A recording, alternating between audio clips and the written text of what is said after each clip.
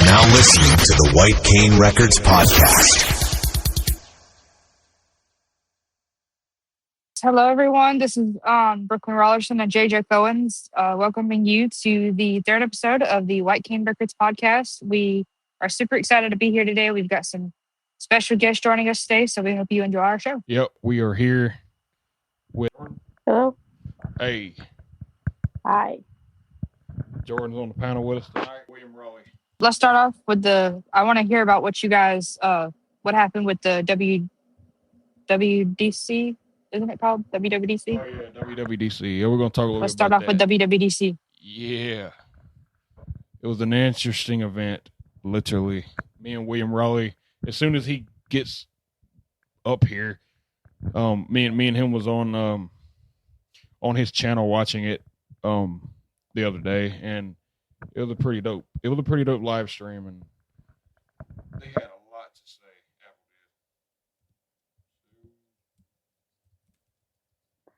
It was hard for me to find it, but I found it live, but something happened. I wasn't able to see the whole thing.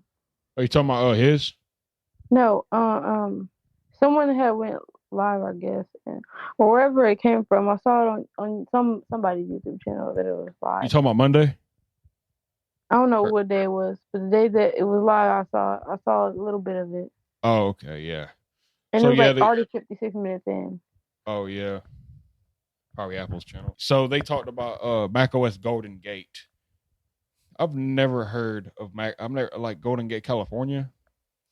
They introduced a lot of AI features and a bunch of other stuff. They into Siri AI. Siri AI finally came, and if y'all have y'all phones on, sorry if it triggered it, because remember the last episode. Oh yeah, that was funny. That was funny something. So yeah, that was pretty dope. So the Siri AI, I don't have no notes in front of me right now, so I'm pretty much going off script. Siri AI and the UI, it's pretty nice, and I'm running 27 beta, and it's pretty cool. And it's got where you can customize the voice and add more pace to the voice and whatnot. And oh my gosh! More yeah. So William, explain to you what the AI looked like. Hello, William. Oh, hey. So I actually joined the waitlist an hour as soon as the beta released, and I just joined the waitlist, and then I got it a day later. I was so surprised, but for those who can actually see it, it's just the iPhone's got the dynamic island at the top. It's got it's like a little capsule, a round capsule that fluidly changes shapes based on the content, based on if it's a phone call or other stuff like that. And so they had introduced that the spotlight and Siri and all of that was all going into the dynamic island to more fluidly adapt to reflect their liquid glass language design. It was really cool. Yeah, and they also add a liquid glass slider to the system where you can customize. Yes, even more OS. Completely tinted or very clear, or just depending on accessibility and readability for people. I was finally waiting for them to do that. Facts. I enjoy watching that event, especially when they talked about they add in more to parental controls too. Yeah, I like that a lot. What kinds of things did they add to the parental controls? Did it tell you? Yeah. They opened an API for developers where people can choose what kind of apps, age rating. If let's say the Blind Battlefield game we're working on is 18 plus age rating, but Apple added a API maybe where developers can have full featured. They can release the app with all the features, but with their age and with restrictions, they can. We can make the app look at what age it is. What age developers have the same tools that Apple uses for their for their native apps like Apple TV and Apple Music, and developers like Disney Plus and Peacock. They can use APIs and different the different models to naturally let it flow within their apps, so there's no extra work parents have to do. That's pretty cool. That's dope. Oh, that is pretty cool. Wow. Yeah, that's pretty helpful. But a lot of parents can't wait for yeah, fact. Yeah. But there's actually one of my favorite things right now is about what the parental things is. They changed a whole lot. They changed the whole like layout and like how you can the functions like buttons and different stuff.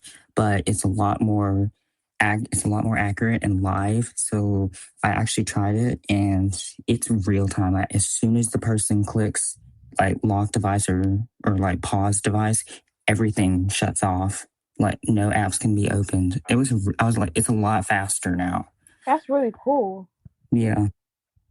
In like live time. So it's more like a live activity continuous now instead of just a static update. There is some stuff that a lot to iOS 27, they added where we can change the alarm volume and just the alert volume individually instead of I'm really excited for that. Yeah. Can't wait. And that brings me to the kind of the next topic here, the comparison to Apple and Android. Android had that forever. Like they had we can adjust system sounds and alarm volumes and stuff like that forever. Yeah. And I used to have Android, so I know I used to, it was an A11, Samsung A11, but I knew they had different kind of stuff than Apple iPhone had. I was using my grandma's tablet one time to like try to use it, and some of their like gestures is similar to like the Apple products, which I like. Yeah, and that's a lot. And Android has gotten better with TalkBack in their voice assistant feature. A lot better. TalkBack has gotten a lot more sufficient. I don't know if you could tell anybody. Yep. But we'll be extra those cool of you. I'm sorry. Go ahead. We'll be extra cool if like all the apps are that are compatible with iPhones could be compatible with Android. That'd be really better, a lot better too. Because I just realized that some apps that I use, other people can't use them if they don't have an iPhone, which is not good. More like FaceTime. They should make FaceTime for Android. Yeah, they should. They actually had, for some reason, Apple actually had the app up and running they had it from the Apple Incorporated developer page on Google Play, and they had FaceTime ready. And wait, no, it was no, I think it was Messages or FaceTime or whichever one. But they had one of those apps ready, and then they just took it down for some reason. Because Apple's probably an Apple, and they trying to take money from customers to get an iPhone. That's probably what it is too. There's a bunch of audio games out there, especially for Windows. There's Crazy Party. What else? Swordy Quest, which is awesome. Oh yes, I love that. Me and Jorden are gonna have to do an episode on Swordy Quest. One fun episode on Swordy Quest, because that would be really fun to do, wouldn't it? Yeah, facts. Maybe a few episodes down the road that I'll just let y'all two. I'll just be control of the show. Let y'all two talk about Swordy Quest. Yeah, because I think that'd be really fun. Yeah. There's this game called Timeline, and it's like an interactive, and it's like someone in space, and they trying to figure out how to talk to you, and it's like one of those games where you have to come back when they send a message. And there's another game that's like that, but right now I can't remember what it's called. But it's pretty cool. You mean like Dice World, like where you have to somebody has to play before you can come back? Timeline is like Dice World. It's like that. Yeah. And Dice World's pretty accessible too. I love playing Dice World. I haven't played on Dice World in a while, but if anybody wants to play me, I can definitely send my username out later on this week. This whole time. That'd be really cool if we did that. And I miss BitLife. BitLife used to be accessible. Is it still not? I don't still play it. Go ahead. I don't still play it. But because I don't know, something with it. It was, it might have been like it's been a long time since I played it, but last time I played it, it was very laggy and the accessibility wasn't all there. Well, I can give an update.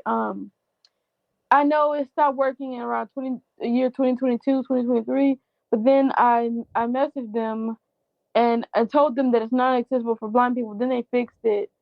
Um, but now I checked it a month ago and it is no longer accessible. And they should rate it 18 plus, but they don't. They rate it, I think, 16 plus. There's a lot adult explicit things that they should change.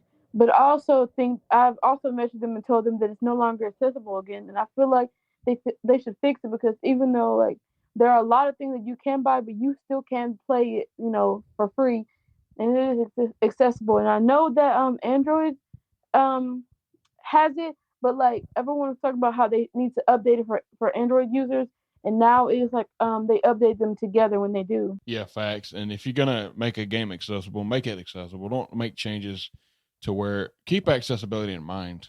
Like, just please, that's because you got literally these popular games that, oh yeah, everybody's visually can play it, right? But it like Call of Duty, Fortnite, what else? It's one thing that app developers need to keep in mind is accessibility. That's a big thing, because you want everybody to use your app, and you promote your app and you get it on the app store. It should be inclusive for all people. Yep. Apps. Don't get us excited. Inclusive for everybody. Yep. Like that's the main focus I'm on right now for my app. I'm working on 2, but most of it's just like style is minimalistic, so it's easy to navigate with different voiceover and then other readers. There's this app that I really love. It used to be called Twizzle. Well, no, it's called Twizzle now, but it used to call Playson. And a blind guy on YouTube did like a review, and everything was free. But then they updated their app, and you have to either pay $9.99 or like $1,000 a month to like get credits to play the game, where you can like make your own world. And it used to be very fun, but it's not anymore. Yeah, well, my apps, since I built them all by myself, and I use like my own time and stuff, I've made them like totally ad free, no purchasing necessary forever. So, because it's not that kind of app that needs that kind of junk. Facts. One thing that has gotten better is the TikTok accessibility. I personally feel like it's not. I mean, it might be where it needs to be. I only use it for my music and stuff, but when I'm scrolling, but I can definitely say that it has definitely become a little more. I feel like it has become a little bit more accessible since it first came out and since I first started using it. Would anybody else agree? Yes, but I ain't never used TikTok since like 2024. So I was just about to say that when I was using it in 2023 and 2024, people around me, theirs would be different. Like their TikTok accounts would be different from mine. Like what is accessible for their phone is not accessible for me. I couldn't swipe. I couldn't read messages. I really couldn't do anything, and that kind of made me hesitate on re-downloading it, because I feel that if I can't use something, what's the point of me, having it? But I really wish that they would make it a lot more accessible. But I do believe that it has gotten more accessible, because the time when I did have it, it did get a lot better. I wish they would change the layout of the app just a little bit. Like when you click on, there's a tab, I think it's the inbox tab. You click on that, the layout is very, very weird. I hate the layout. Like you should have your I've messages in one tab, but you have like a bunch of these users' names. Like, I mean, I don't need to. I'm trying to look at. You're trying to show me my followers notifications. You're trying to show me my comments notifications, but you have it. I have to scroll all the way down just to get there, and I have to click see more just to see all of them. Like, I feel like they should have they need to have buttons. Like if you want to have an inbox tab, you need to have a notifications button inside of the inbox, in the inbox tab, and you need to have a messages button inside the inbox tab. That's what I'm thinking about it. Now, I'm not hating on the developers of the app or anything, but I'm saying the layout could be better. The layout could definitely be better. Also, I've noticed that sometimes when you get a notification, you don't hear anything. I've noticed that. And the only time that I do notice Especially it, on unless I'm just Facebook. like going in there just checking out of nowhere. Especially on Facebook, because you don't get no sounds unless somebody sends you a friend request. Like you don't get no sounds play when somebody comments on your post. You don't get like, especially for this podcast, I want to be able to see. I'm having to open the app to see who is following our page, who is commenting on our page, and stuff like that. It's. I mean, it's cool, but And shit, only time I knew someone wanted to follow me, like if I was in a group chat and someone said that they were following me, the only time I knew was because they said something. But other than that, I did not know at all. that's with the audio games. You know, you got a lot more out there too. There's Battleship. No. What's it called? Fruit thing. Fruit Battle, yeah. That game's real fun. And then also you have the online. Kind of reminds me of. I'm sorry. Go ahead. Oh wait, Battle Fruit. I'm thinking about Fruit Ninja when you said that. Yeah, that's exactly what I was about to talk about. What the heck is Fruit Ninja? I've never heard of that. It's a game. Really? No, I've only seen Battle Fruit like Battleship kind of, but you get like forks, knives, and spoons, and tongs and blenders that you get to use to like try to catch someone's fruit. Yeah, kind of similar. I mean, you just glide your fingers across the screen, and every glide you make is like a slash, like with a set of knives, and so you're supposed to like slash all the fruits except a certain fruit, because if you slash that one, you lose or something like that. I haven't played it in a long time, so I probably don't know what I'm talking about. What would be cool? I remember. What would be cool to do? Battlefruit is free, and oh yeah, at least it's free because you got a lot of audio games you have to pay a fortune for. Yep. Fruit Pot 2 is also a good game. It's like I love playing Battlefruit. Fruit Pot 2 is it's like you have to roll the reels like to match the fruit. They also got a Halloween version. We should one episode get back to this topic and kind of maybe pull it up on the screen and kind of demonstrate it. I don't know for sure, like a kind of a gameplay part. That'll be cool, especially for the live streams. I mean, I won't put it on Spotify or anything, but for the live stream part of stuff, that'll be cool to do. It sure would.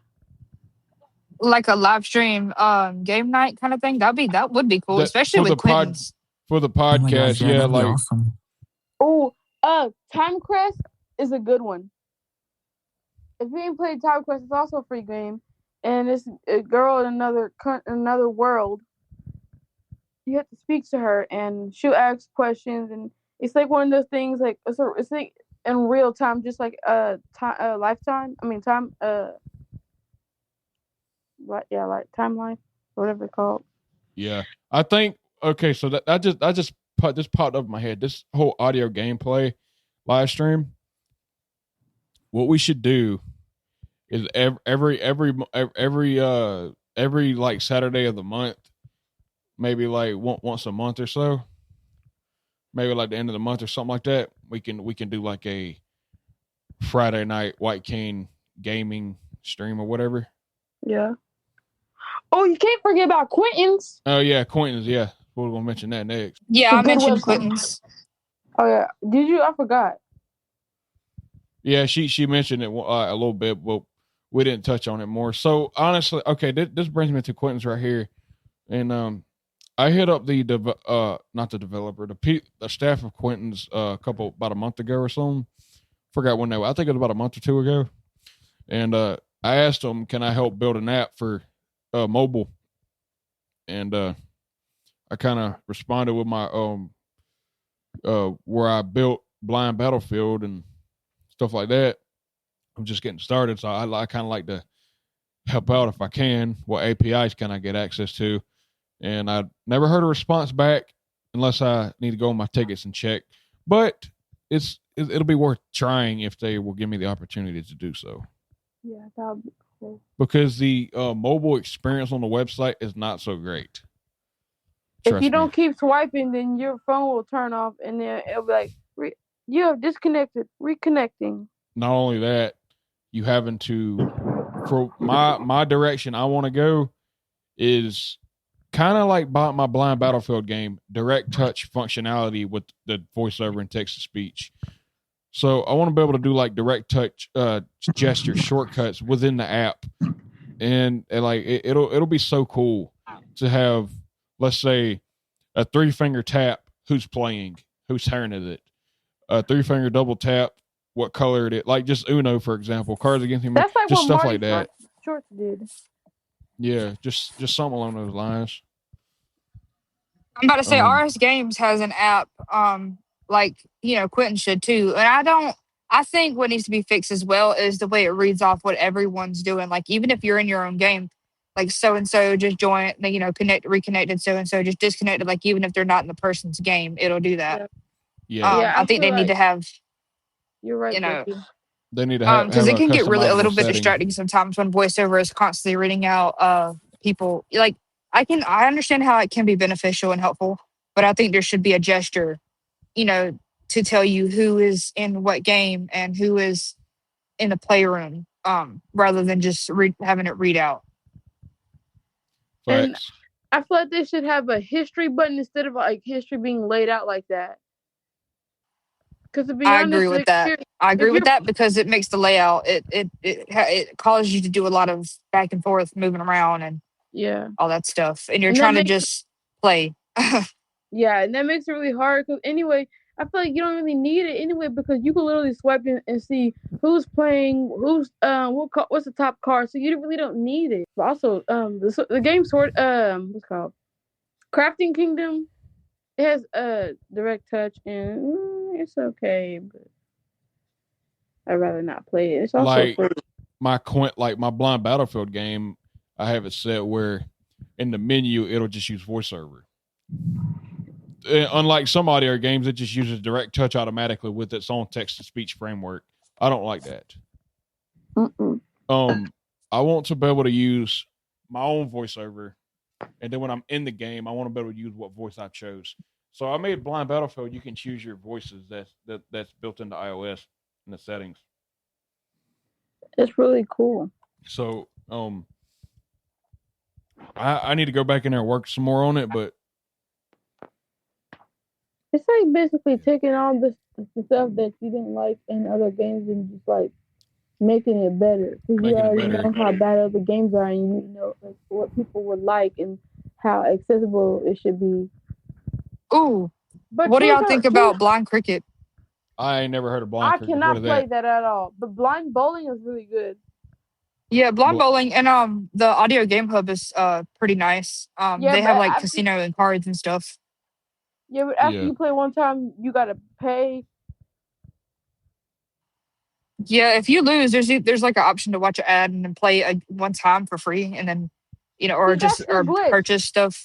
That's their glitch. It won't. It'll say there isn't an ad available. There isn't an ad available, and I keep trying like close the app and open, but I don't know, but it won't work. It's been a while since I played the Audio Game Hub, though. They might have changed things around, and they did say there was this game called Runner coming soon, but it never came anytime soon from when I first heard it on the game. And then they had a second hub, I think, Audio Game Hub 2. I think that's just a different. I think it's the same app, but it's like a newer version. I think. I don't know. I've only ever seen the Audio Game Hub 2, so I just thought maybe that was like a version of the app of the same app. Oh, and they just called it number 2. The choice of game collection is good, but there's a lot of games that you got to pay for. Blind Drive's another one.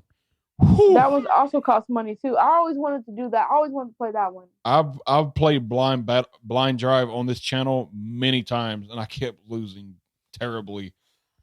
I don't like Blind Drive. I wish it would.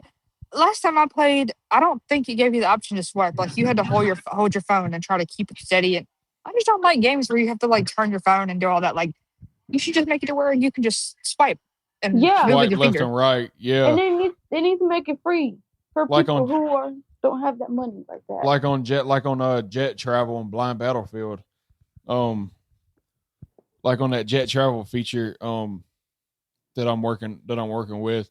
You can swipe left and right. Brooklyn, you've used it. The Jet Travel feature. The Blind Battlefield thing? Yeah. Because you beta tested it a couple times. Yeah. Sonar Islands? Cost money, but when I did pay the monthly fee, it was really fun. Yeah.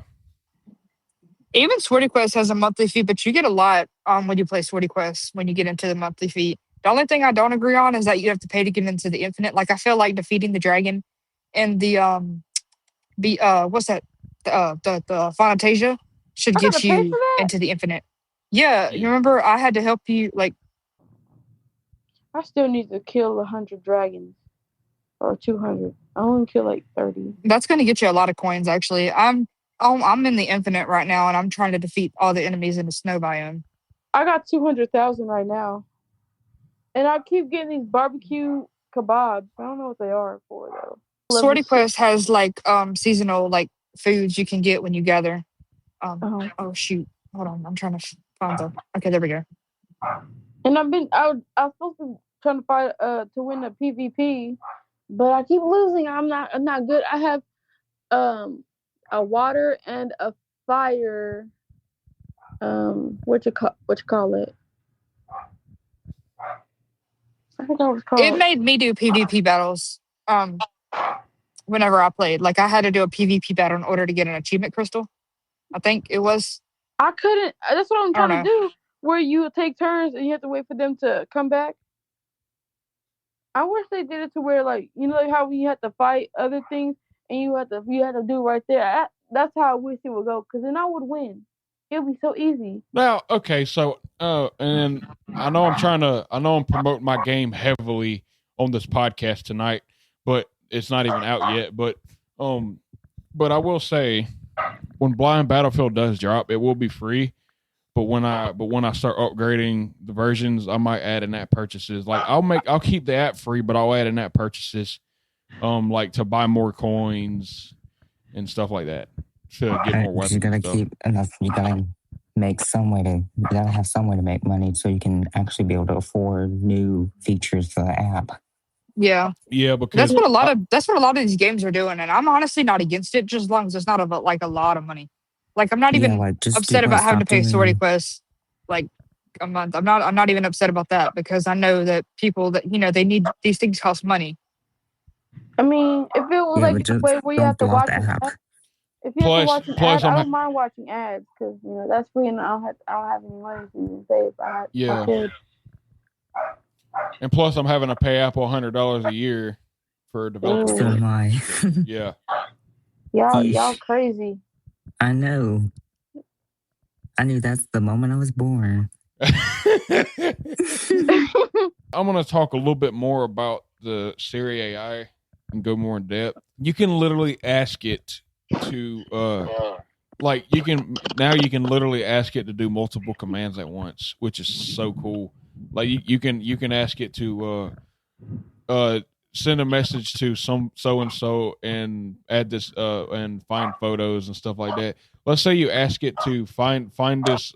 So let's say I had a photo of this event. So let's say next week is episode 4, and let's say I asked Siri to find that photo of the episode 4 event for this podcast and add it to the calendar. I can literally ask it to do both. That's cool. That is cool. That is so cool because the thing I hate most as a blind person is swiping through photos trying to find the one I need and having to put it like in PixieBot or something to help me know it's the right photo.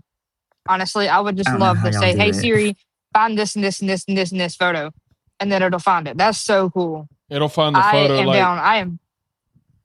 Yeah, wow. And that's the thing. Like you can. I've never tested it, but I think next week I'm gonna make a promo page for promo cover for episode 4. Do they have a And yeah. I want if they don't have this already when they do update. I wish that they could add where you could go and describe the pictures you take because I've been wanting to update like put pictures on Instagram, but I have to ask my grandma because it doesn't describe anything. So like, how am I supposed to know if I'm doing it right? And another thing, that's voiceover recognition. Voiceover recognition with the image descriptions with Apple Intelligence. It'll actually describe that whole damn photo just like Be My Eyes does or PixieBot does. I would like for TikTok and Instagram and those video apps to have a text to speech this audio description thing, But like where AI will describe what happens. Something that you could turn on and off if you want to. Like for other people, if they don't want to have it on, they can just have it off. Yeah, that's with the app intents for Siri and Apple Intelligence. They're all running with app intents, which is a framework that they're giving to developers. So they really need to use that for that. Also for Facebook Reels, like if it's silent, I want to know what they're saying, what they're doing. Yeah, like there's people who like they put memes to music and you don't even know what the meme is because you can't even see it, and then you just hear the song and you just don't know what's going on. And that's the thing, they got AI generated captions, but they don't have AI generated audio descriptions, which is crazy. So backwards. So, like on this podcast, after I upload it to Apple tonight or tomorrow, after YouTube process it, they will generate AI transcriptions. Yeah. What? Yeah. And Episode one. No joke. They're really good, accurate. They're really accurate, and they are word by word. Episode 1 and episode 2 has chapters built in AI. It don't even have to generate anything or make anything. That's pretty cool. I like when they had chapters because like on other videos, like if the intro is way too long, then you could just like skip or whatever. Or if you're listening to an audiobook on YouTube and you don't want to swipe through all the hours, you could just find what specific chapter you were on and just like double tap on it and you'll be good. And I like whenever they did that. That was the best thing they could ever done. That's pretty cool what they're doing with Apple Intelligence, and we only in the first beta. Today's June 13th, so they'll probably make beta 2 by June 22nd. So yeah, and we're gonna test. Right now, the Siri voices are not available to be customized at all right now because I've already tried looking into that. But yeah, they're not available. Plus, I don't think they don't support my 16 Pro Max. They just support the 17 and stuff like that. That voice customization.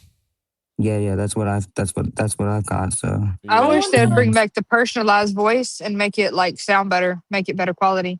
I wonder when they're gonna stop like everything being like, when they update more and I won't be able to stop updating my phone. Like, when will that be for people who have iPhone 13? That's very important. Your iPhone 13 does support 27, but it does not support the big features that they announced. That like y'all know how you could do your own personal voice.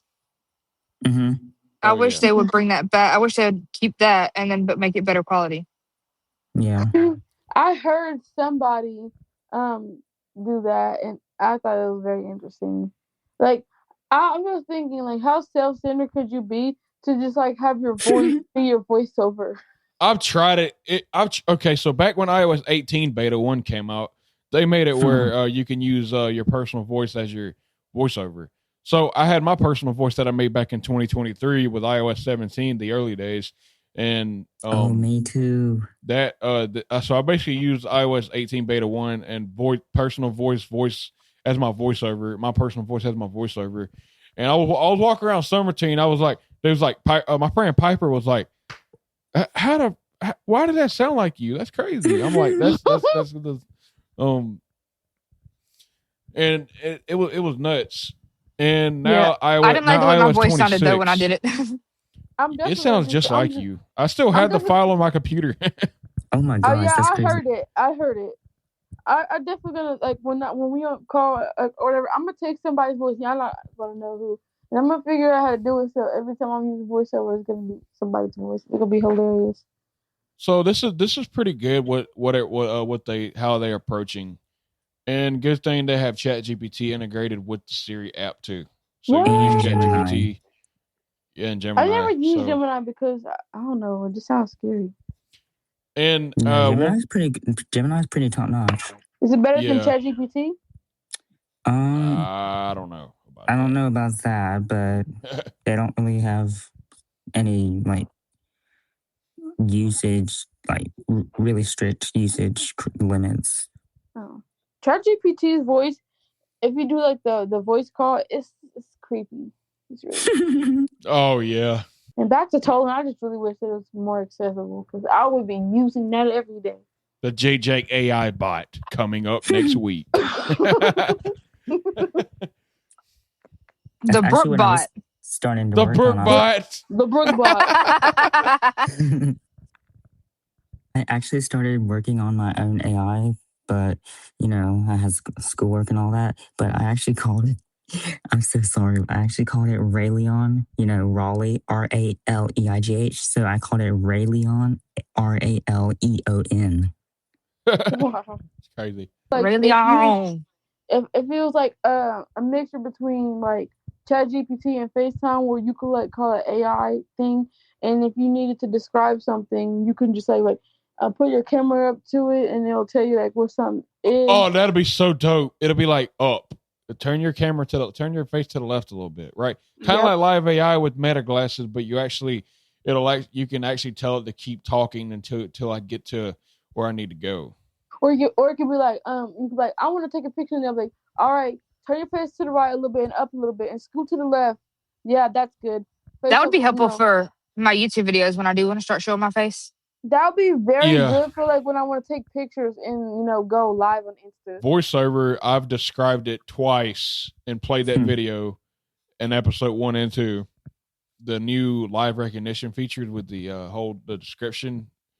That's you can ask what it is, what's this, and stuff like that, and you can talk to it like a voice dictate to it, and you can get somehow like real time conversation. This thing keeps popping up, and it's like live recognition on my phone, but I don't know what it does, and it sounds like my voiceover is talking 2 times. Like I'll be live recognition is basically like on iOS 26. It's basically kind of like it'll kind of describe what it sees, but in the like an image of a couch. It's not in depth like 27 I don't even is. know how I keep triggering it, to be honest. I don't know how I trigger it, but it's probably in your rotor. No, it's not in there. The only thing I really have is like direct touch and you probably have it set to 4-finger triple tap with 4 fingers. Yeah, that's the default command. I have speech and bro screen input and stuff like that, and line and character. Imagine you could like put direct touch and like put people's name in there, and if you swipe down, it'll automatically call them.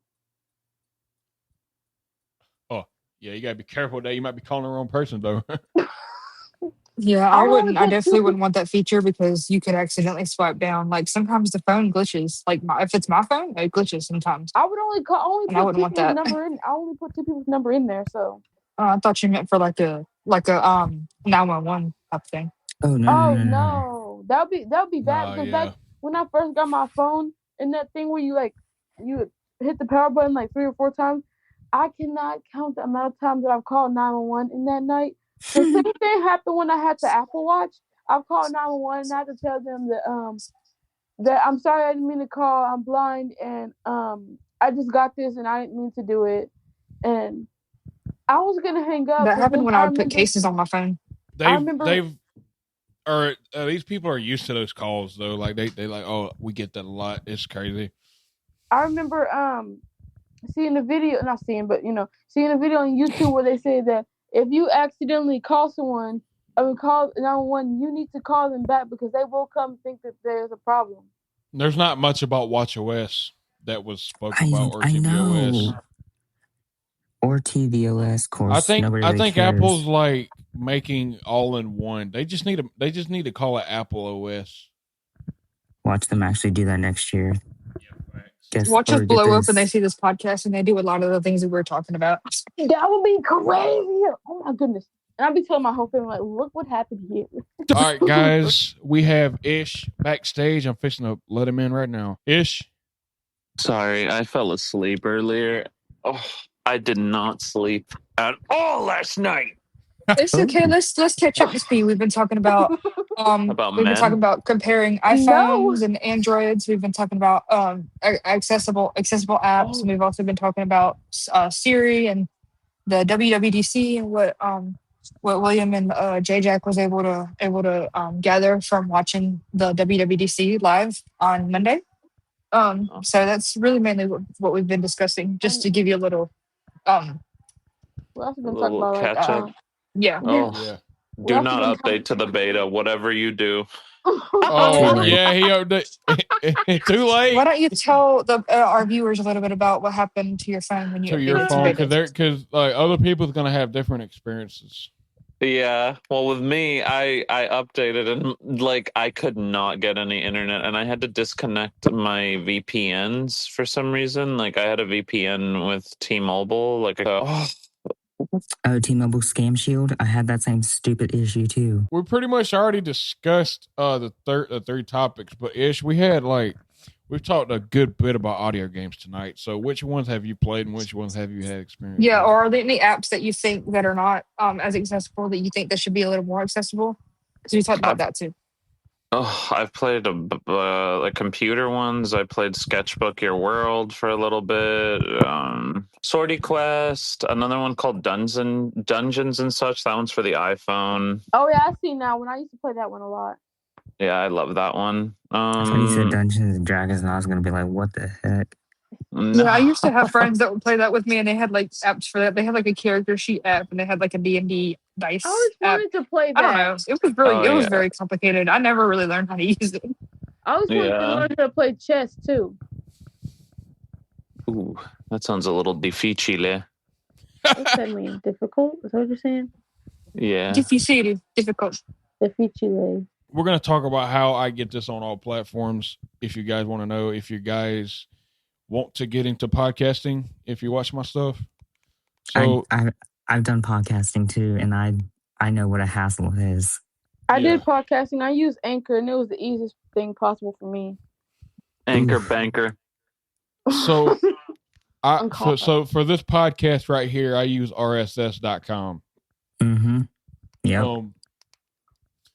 So there's a free plan for one episode. Then I upgraded to another free plan with the location thing. So basically, you upgraded to another free plan. There was like a location. We're gonna add like a location where this podcast was done. So I just added where I was from, and I put Greenville, South Carolina. Oh, I was about to say, like, how do you upgrade and it's still a free? So basically, so basically, it allowed me to upload unlimited episodes, but there is a paid plan. It's like $100 and something a year. Yeah, anyway. And yeah, I tried that, and then I just That's why Anchor is free. Well, this is free too, but when we start getting like more downloads, and Ish left, by the way, when we start getting more downloads and more views on our podcast, like when we get up to like 100 to like 1,000 downloads, and I'm going to upgrade the plan so I can start running paid ads on this podcast. If we do make a messenger group for the White King Records podcast, William, I can discuss what the plans are with you. If you're going to be on here regularly and stuff. Yeah, I definitely will. Yeah, and also, if you wouldn't mind letting us know next time before in advance that you can't make it.